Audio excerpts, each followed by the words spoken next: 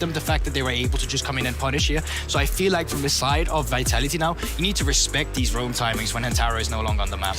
I was literally about to say, unless he locks in an Ezreal medic, but I'm like thinking of Reckless, and Ezreal is just not the first champion that I think about when I think of him, especially when the likes of Misfortune are still into the mix. But right now, you've got to reply with your jungler, or a lot of your the things that you have played as skins are gonna be locked out. And usually when you have a lot of engage in the likes of Rakan and Volibear, the things that come into mind could potentially be the Viego, that we've seen a lot as a reply from LDLC as well. So I'm actually expecting them to get rid of an Olaf ban here as well. It's something that Skeens has played in the past and does fairly well into Volibear as well to answer that aggression to come through. Since Sao or Viego is two other bans that I expect him starting to take away here. And Vitality's draft so far is very much them. They like to just secure that mid lane on 3. They get their jungler in 4, and they always get that counter pick for Zugendo in 5. So K-Corp gets put in this position now where they either, you know, try to trim away the jungle pool of Skeens, or they'll try and take away some of the strengths that Zugendo would have for a potential counter pick on 5. Looks like they're trying to remove some of those top lane tanks away from Vitality.Bee now with the Ornn ban. Cassio removed by Karmine Corp as well, kind of focusing towards that mid lane. Camille potentially. Not taking away, as you say, Camille is a very real possibility here at Corp. And it's just what we've seen from them so far. Once we enter the second ban phase, it's been Nautilus all the time. The second one's been Camille. The only one that's kind of coming through as an adaptation right now from Vitality is the fact that they're banning away a few mid laners and top laners here due to the fact that, you know, support has already been picked. And yeah, and then we have it again. And I'm seeing a lot of poke from the side of KC, right? You have the Ezreal, you usually want to pair it up with maybe some AP poke, something that Taken played in the previous game that worked really well for them. Was the Victor, has a lot of poke towards the latter stages of the game, and there's a lot of immobility already on the side of Vitality.Bee. So you poke them down, force them off of objectives, maybe you can get something going. But I really like if this actual pick gets locked in here, because lights out, you can make an engage or a disengage work really quickly. Yeah, the Paranoid just gives you so much control in a team fight, and the ability to get into a fight. You can get rid of the teleport possibility coming out from Cabochard in the top lane as well if he does go for something that needs to join a fight. Now Karmine Corp looking towards their top laner and their mid laner. Top lane is blind, mid lane is not. What are we thinking? Yeah, so the thing is, Sylas is already locked in, so you can't go back to the stable that would be TF, right? So I think you need to go onto one of these control mages. Either Seer or the Victor that comes through now would probably be the options. And then I think from the side of K-Corp, this is where I want to see you take that tank adaptation instead. Don't go for the Graves blind pick again. You need to go for something that gives you engage, that allows you to move forward and have Saken to play for. And also you need to be very careful on what ultimate you're going to be giving over to Diplex onto the Sylas, because so far he's got so many engage opportunities with the Volibear and the Rakan. So if you give him something like the Sion potentially, or the Renekton being locked in here, you're giving him so much survivability in these team fights. So this is a matchup they already played back in LFL players in the second round robin when Vitality was playing against K-Corp. It was Cabochar's Renekton versus Sigenda's Camille, where it was Sigenda that came out on top. This time around though, Camille has been bad, but if you want to follow the backline axis here, he can just go for the Gwen or a Carligan if he wants to. Like, there's a lot of tools available for you here that would fit with the stylistic that Vitality has drafted for themselves. I just really like the Gwen here if he gets locked in, and he does. I think he did fantastic. And also, you sort of mitigate a lot of the dives that are coming your way, especially with Volibear, where you can deactivate the towers. You just move into your bubble, you take it away from whatever damage is coming your way, and you're trying to evade it that way. And also, I feel it's like so pivotal that you have the Nocturne right here, because Volibear wants to pull off a lot of these dives together with the Rakan. With the lights out, you don't know how many people are coming your way. And it's interesting to see the development of draft throughout the series. Like, game 3 was just top lane tanks. We're going to play around scaling on the side of KC. Here, once again, they do have quite a lot of scaling with the Victor, with the Ezreal. That's going to be quite strong as the team fights go on. But do you see Vitality.Bee having the opportunities to shut Karmine Corp down before they get there? 100%. And I think the main issue for me right now is all the frontliners from this side of K-Corp. They're only pseudo frontliners. You don't have that beefy Sion that you had in the last game. So yes, Saken can get ahead now. Maybe even Reckless on the Ezreal. But the amount of backline dive you have now from Vitality, there's not that much peel as well. Yes, you have a few stunts to come through from Renekton and Volibear, but they're so easily persuaded, and they can be one-shot as well. Yeah, it's do or die for Karmine Corp as they are one game away from being eliminated. Vitality.Bee, one game away from making it into the finals against LDLC. Munch and the team and the squad and the dudes and the cool kids, take it away. The cool kid. The cool kid? I mean, you guys, I don't know, is cool kids really the right phrase? I don't know. Well, look, I didn't mean it, Ox. I'm sorry, buddy. Look, Duocast? Yeah. All right. Just okay. Well, yeah, welcome back to game number 4 coming in for Karmine, Corp and Vitality.Bee. I'm Dagda, this is Ox, this is Munch, who's decided to join us again. Yeah, I would have committed to taking it off, but it's clipped to the back of my shirt, so I couldn't actually get the heads off. We're going into game number 4 here in our semi-finals of the Amazon EU Masters. It's an all-LFL semi-final. If you've been living under a rock, it was 2-0 to Vitality.Bee until game 3, where K-Corp finally showed up and showed us what they were made of. And now the draft continues to develop as Vitality.Bee back on the red side once more. And it feels like for me, Karmine Corp need to hit the ground running in this game, specifically around that top side. It feels like if you're not getting these early dives off with Cabochard, maybe with some help from Seiken roaming up towards the top side, this Renekton pick is just going to get completely outscaled by what Vitality.Bee are bringing to the table. Yeah, and honestly, I feel like even by level 6, I think that's where things become really difficult because the Nocturnal is now available, so your aggression gets shut down by the fact that Skeens can just turn up. Bot lane becomes problematic when you get the Chains of Corruption and the Solar Flare from the Leona. Really easy to find, lockdown, and engage, especially as Reckless is still refusing to take cleanse no matter what. And I feel ultimately, Karmine Corp, you know, the only major scaling element I feel they have is that Victor, but he is going to have such a hard time in this game up against what Vitality.Bee has, so I need to see them have that early momentum. Yeah, and again, you're going to be keeping your eyes on 113. Does have at least the advantage in the matchup in the early stages. Nocturne traditionally wants to try and farm until level 6 as quickly as possible, get that access to the paranoia, so having a bit more breathing room for this Volibear could be great, but Already an all-in the bottom side. Reckless forced to flash and heal. There's a couple more autos will come through. I don't think a kill can come out of this one, but Vitality.Bee consistently dominating in the 2v2. Yeah, and you're so happy with that trade, right? Because it's a Leona who has Hex Flash, so you're not as concerned about burning your flash early. Of course, Reckless does get the Arcane Shift at level 2, but he constantly has to be on edge. Yeah, and I love the early ward from Jeskla as well, because Reckless... Another stun, a flash forward, and Jeskla looking for first blood against his old inspiration. Beautiful play from the Vitality.Bee bot lane. Jeskla with the flash over, and Reckless once again stepping too far forward in lane, and Vitality.Bee punish. This is the problem, right? Rakan, if you W in, it's so telegraphed, so slow, an aggressive lane can easily flash over it, and so you don't offer much level 1, and it's an Ezreal as well. Really just does not able to survive before he hits that level 2 and gets the Arcane Shift. And really nice job from Jack Troll there. Hides in the bush, no vision from Karmine Corp, and Reckless just takes that step too far. Even the ward in that Tribe Rush as well to spot if Volibear was going to try and make some kind of level 2 gank, and super well orchestrated by the Vitality.Bee bot lane. Absolutely beautiful, and Reckless goes to this Ezreal. It's something he's played countless times over the years. He's played everything countless times over the years, but getting caught out in the laning phase when Ezreal is at his weakest. And just getting caught out by Jack Troll, who's been really aggressive in the 2v2, and Jeskla happy to flash forward and put his foot down. Yeah, it feels though like we're not seeing Karmine Corp really like set up for those early plays though. Like you're seeing Seiken push it mid. He would have the potential here to roam up topside, play off the big wave. Cabochard is stacking with 113 on topside, but they're not going for it. And even Skeens is kind of perplexed by this because he's here to cover. Certainly is, and Cabochard gonna have to dash over the wall. Will survive at least, keeps himself safe on this one, but so far, so good for the side of Vitality.Bee with a small gold lead. But I'm looking at Seiken once again. He's on this Victor. Can he set up the same situation against a Sylas, though? I think the problem is, even if the lane goes well, you're just gonna have a much harder time as the game goes on. I feel like, you know, we talked about how the flank potential was trying to be found in game 1, and there was a bit of a struggle for Vitality.Bee. Nocturne's just like the cheat code, right? You just make it so easy to find flanks. We talked about how vision control is super important for defending against flanks. The Nocturne also just turns that off.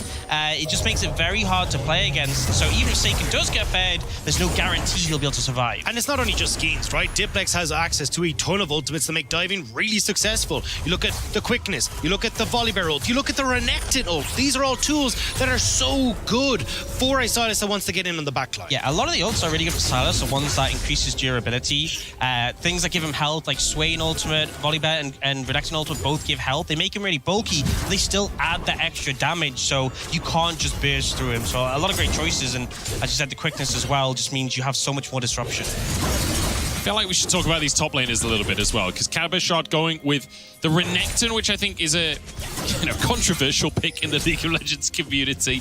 But when you look at the difference in experience between these players, obviously Cabochard outstripping Sugenda Shigenda, I really struggle with his aim. I don't know what it is.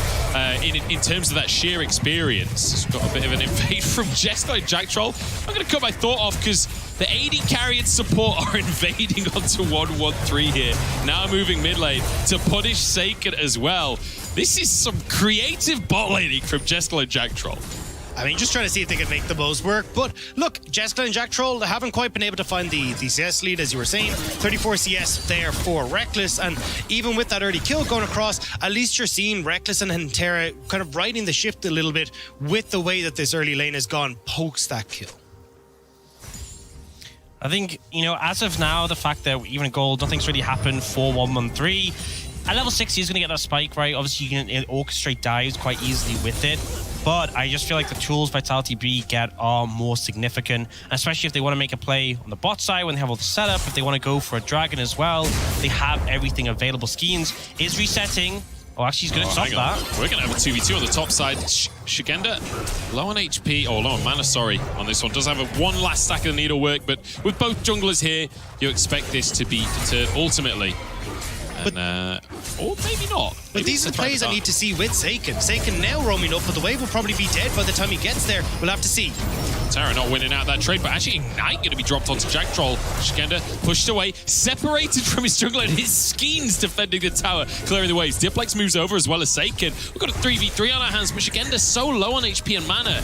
I don't feel like it's a very even fight. Yeah, I feel like the fact that Shigenda doesn't have his ultimate available, they don't really want to go for that, but Skeens might actually be in trouble here. I've never seen a jungler solo dived in the top side before, but with his solo lanes here as well, perhaps Seiken could be the target instead. Gonna get a lot of damage down. Stunned though, Diplex can't move, and he's cut down, bitten into by 1-1-3. He needed to ult way sooner off the back of that. Had the volley bear ult, does give the damage, but also gives you health, gives you the ability to escape away from the stun because you can't be CC'd, and unfortunately for Diplex, even with the flash, ends up giving across his life. Yeah, you can definitely see he felt a bit tentative. He was just going for a short trade, but as soon as he got stunned, you could see K-Corp just fully committed. Both flashes burned for Cabershot on 1-1-3 to ensure the CC layering. And it was these early mistakes in Game 3 that brought Karmine Corp to their big advantages, right? Seiken specifically was the one that was having help from Hantera, having help from 1-1-3, that got this victor to be the monster that it was. And we're kind of seeing these little mistakes once more from Diplex, giving those kills across the Karmine Corp. You can see the CS numbers, right? 20 CS lead now for Cabershot off that play. Pretty solid CS lead for Seiken in the mid lane as well, as he made sure he had prio before moving. And Reckless as well, despite the fact he died in the early levels, able to build up this substantial lead over Jessica. So this is kind of the Karmine Corp that we expected, that we've seen in the tournament, where they just win all their lanes. I don't know why it took them 2 games to get to this form, but they are looking good now that we're into game 3 and 4. Feels like Karmine Corp are back on form again, and that's a scary thought for Vitality.Bee, because they would love to make it to the finals. They'd love to prove themselves. Feels like maybe Karmine Corp will deny it. And I think we'll have to start looking at schemes to see if he can right this wrong, right? He's got the level 6 that's been hit now, has access to the paranoia, but when you look at where Karmine Corp are positioned on the map for this Rift Herald, doesn't feel like you've really got the tools here as Vitality.Bee to fight for this objective. Although, as I say that, Reckless still in the spot side, and Jessica considering going towards the Rift Herald, but will now match the push in the bottom lane. So Reckless going to try and go for that tower, but as you said, Jessica will answer. And that means we could have a 4v4 on the top side. And I'm going to be honest, looking across items, looking across who has the gold, feels like KC right now a little bit stronger. Yeah, especially when you look at Diplex, right? No access to an ultimate as of yet, because he stole that volley bear ult. It's going to take a while for that one to come back up. So you don't have real pressure in the mid lane. You don't really have any big source of damage for this fight. So, I mean, you're better off here as Vitality.Bee, looking to see if you can go for a cross map, especially if you can shove mid with Jack Troll and Skeens. Maybe look for a dive up bot, maybe look for a dragon for yourselves while Karmine Corp are committed to this top side. And this is the thing, right? Renekton, his items got nerfed, so he no longer holds up as well on like the 2-item spike compared to when he had Gordrink, Hysterics being super strong. But he is still so good in this early Herald fight, right? So much power with that ultimate.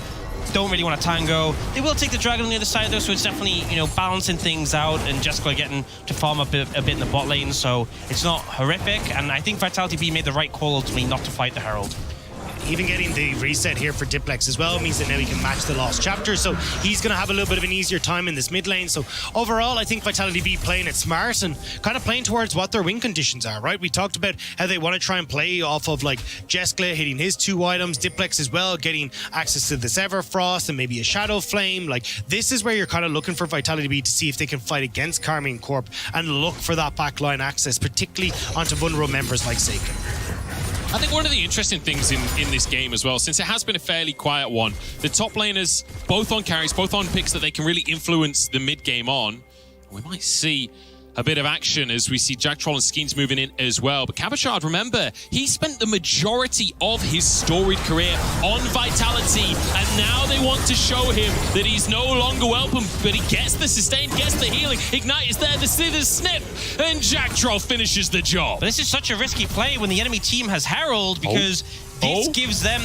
doesn't kill, but does clip. But now if you look mid lane, they can just throw the Herald down. You know where the enemy team is. You know where so many members are. It gives you this free pass to throw it down, and so much damage is done to this mid tier 1. Diplex can just watch. And now Seiken has already been able to push in this lane. He'll be able to push it right the way to the tier 2, and suddenly you don't get to control River anymore as Vitality.Bee. It becomes a lot more difficult if that mid lane turret goes down. Now, still will stay standing for the moment, but you can imagine that, 113 Seiken off these next wave pushes, maybe bring Antera up, take that and take over the river area. All right, chaps, what's the game plan here for Vitality.Bee? Because game number 1 and 2, it felt like they had complete control early on. It felt fantastic for them. Like, is this Victor just ruining everything? How do they take control of the series again? Well, I think ultimately it comes down to performing in the team fights. I think you have so many exceptional tools. Realistically, Ezreal does scale fine. Victor does scale exceptionally, but I think Victor's going to struggle really hard to team fight into this. It's about getting set up at objectives like the Dragon, and then you can let K-Corp push in and use that lack of vision to collapse on the backline. If you find flanks, you will win the team fights. Yeah, and even if they don't want to go for the team fights, right? Like, their side lane pressure is kind of insane. Like, Gwen going to scale really well against the Renekton. You've got Diplex who can play sides, Nocturne to kind of facilitate both that. Now, it's not exactly something that we've seen from Vitality in the long run, but it is an option there if they want to try and go towards it. Yeah, I think ultimately, if the game is going slow and you're mitigating pressure, you're in a good spot, which is why that Fierce Dragon is so important, because it just adds 5 minutes to a timer. If K-Corp get every dragon, then you have more time to sort of scale up and lean to the later stages, because right now, top is at a disadvantage, mid is at a disadvantage. You just need time. And I will say, whoever gets Dragon Soul, 100% win rate in this series so far. Granted, it's not necessarily felt that impactful in a couple of those games, and game 1 certainly not great for the statistics, but ultimately, whoever's controlled the Drake has been the winner of each game in the series. So Vitality.Bee off to a good start. It's just whether or not they can maintain that control. Also, I would just quickly add, whichever team has destroyed the enemy Nexus has won 100% of the games in this series. And have had an extra 50 gold off the back of it as well. So yeah. Fantastic stuff. What a great analysis. This is why we bring you on the show, Ox. Well, I was just going to say, I think it's really cool to see that, like, on the bottom side, Jessica's still kind of maintaining the fact that he gets a lot of free time with turret. He's the one who's getting a lot of those resources for Vitality.Bee. When we look at Karmine Corp, it has been much more about trying to play towards the top side. Now, granted, the draft does try to play to that style, but I think we're still seeing these like very different styles from Vitality.Bee and Karmine Corp kind of play out in this series. It's just been a case of Vitality.Bee in at least in game 3, haven't been able to get their footing properly into the game where Jeskla can be a threat. The second I see Pantera on Rakan moving remotely close to Jeskla, my brain screams, this is an all-in, this is an all-in, this is an all-in. I've seen too many LPL Rakans that just want to fight all the time. Pantera playing this one relatively safe, especially after the early 2v2s, right? It's not really a fight. With Ezreal early on, you're not trying to find those scraps right now. Still moving up towards the top side. Vitality.Bee with Jack Troll here has Skeens just lingering in behind them, but I think they're going for the top lane. They might well do that. Cabochard trying to start things off onto Shigenda here. Gets the stun, but in comes the jungler. The needlework doing big damage on the Croc. The fear is there. And here comes Seiken, but he might be too late to the play. Bit of laser. Seiken on the front line here, low on HP, but the bear comes down 1-1-3, 2v1. And Terra comes in as well. And KC turn it once more. Shigenda burning down. One more Glimmer Quill would do the Drake. Pantera flashes for a bit of violence of his own. Diplex, though, wants to answer in a 2v1, but Pantera dashes away, dodges around, and makes the MVP play. Pantera huge in that one, finishes off Agenda. And honestly, I feel like when Victor TP'd in, with Renekton having died, it might be an unfortunate position, but the Rakan ensures the positive play and even out-jukes Diplex to get away. Pantera on this Rakan has been so crucial for Karmine Corp. We saw it in Game 3, now we're seeing it in Game 4. It's just about being able to keep Karmine Corp within that touching distance. And you can see here, right, Shigenda hides in the bush, catches Cavalshard out, and you've already got the reinforcements moving up here with the Nocturne being able to use that ultimate to close the gap first. And at this stage, I thought, same as Ox, like this is where it starts to go a little bit messy, but 113 able to follow up really well. Shigenda gets zoned out by the gravity field, so he's not able to get into this fight as quickly as they'd like.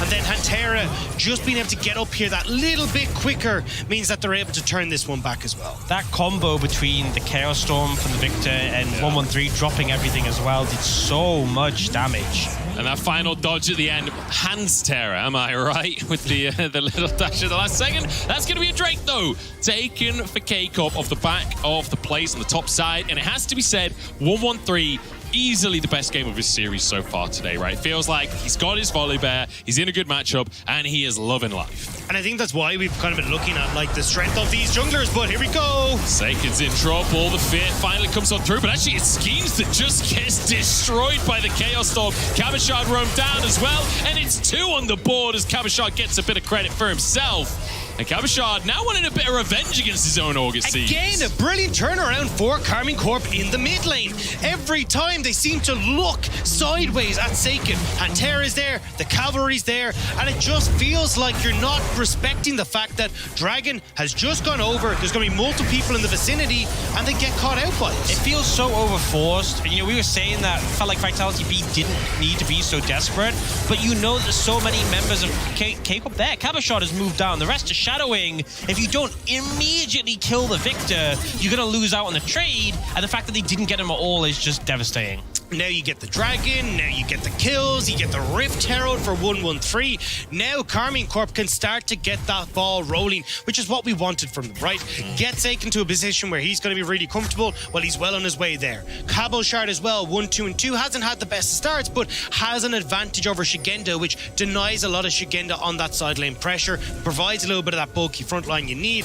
And Karmine Corp now, with the mid lane turret down, can start to pressure these side lanes so effectively. And it feels to me like now that KC have got Cabochard on a pick that he can influence these early skirmishes in a big way, and 113 on an aggressive jungler that can also impact these early skirmishes, now they're feeling comfortable. Now they're in control of the early game. I'm loving this little combo of the Croc and the Bear. And it feels like KC, they finally figured out how.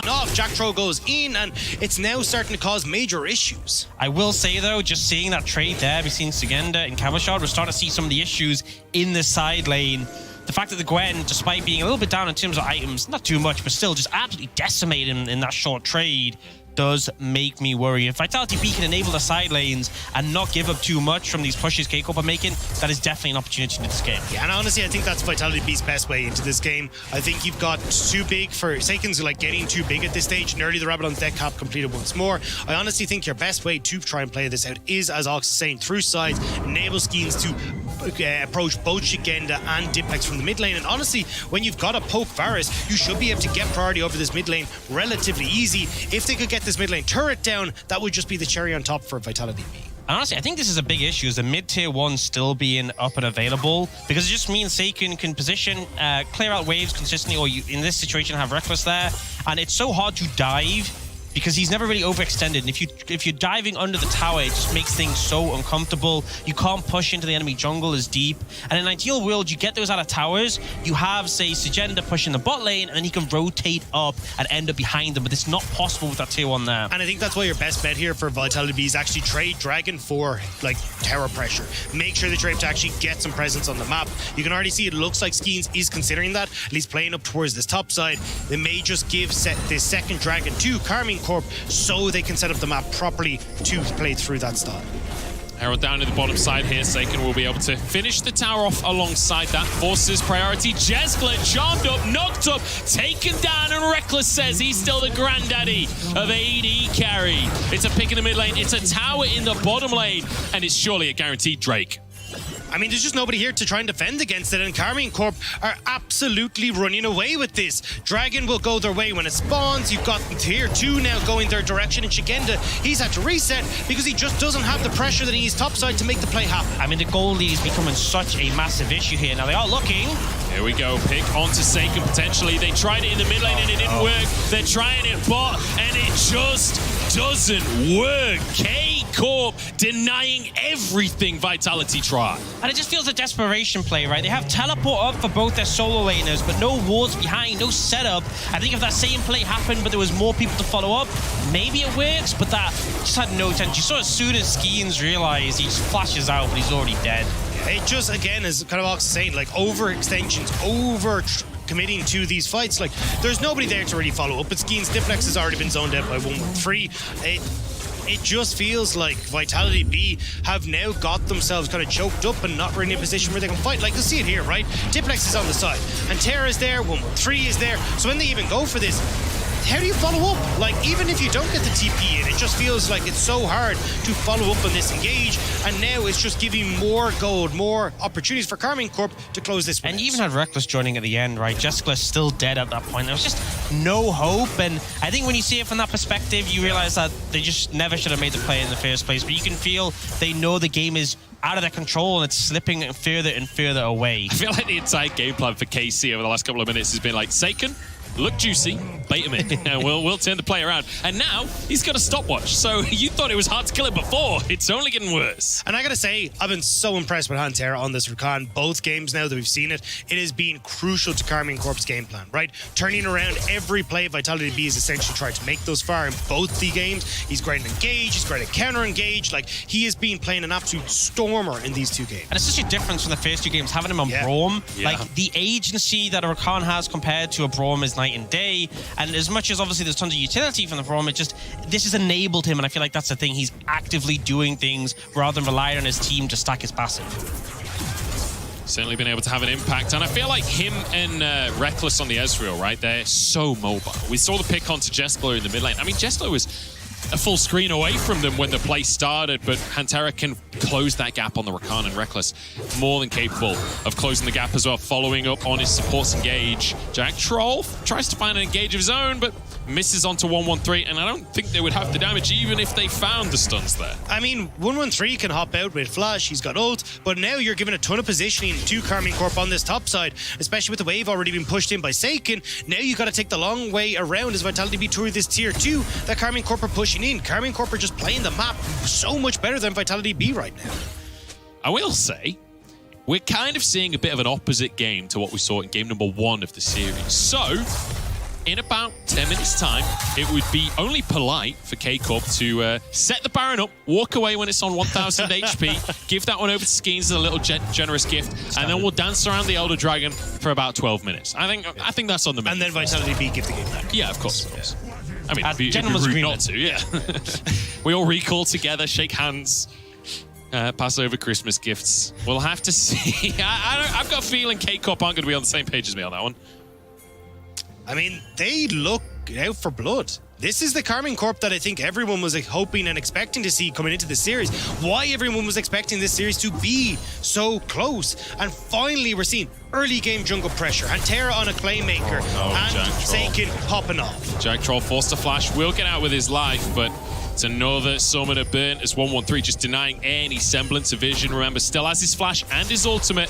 Diplex tries to get the other frost, but it's just dodged. 113, I'm not even sure he took damage in that trade. There we go, just about 100 as another all-in comes out from Vitality.Bee. Can they find the picks? Cabochard on the front line is invincible, just shredding the health bars. Diplex on the back line himself as Vitality.Bee staying stacked, protecting the carries. There's one as Hantera falls, but Seiken on the backside. The health bars are too low. Jeskler Jeskla over the wall, and Seiken trying to chase. The lasers finish him off. The burn is ticking, but Jeskla survives, so now Seiken's in trouble. Uses his stopwatch. Shigenda can't finish the kill, though. He falls instead, and KC, after a chaotic fight, still come out on top. Reckless wants a little bit more. Doesn't have his ulti, but it doesn't matter. And Karmine Corp are able to absorb the pressure from Vitality.Bee and turn it straight back around. Vitality.Bee tried to make the play with the lack of vision. The ult comes in from the Nocturne, but again, Vitality.Bee not in the position to follow. The TP too late from Shigenda. The Gwen isn't here, and Karmine Corp are too tanky to take down before everyone else arrives. And critical things like this stopwatch from Pantera buying so much time. The ult from Jeskla just missed, and obviously in that choke point would be able to spread so well. And the thing is, Seiken was holding the side lane against the Gwen, which is why I feel they felt confident to go for this play without the Victor there. But as soon as he joined, the difference in the fight is just monumental. And now it just feels like Vitality.Bee have given everything that they can right now, and it's been shot down.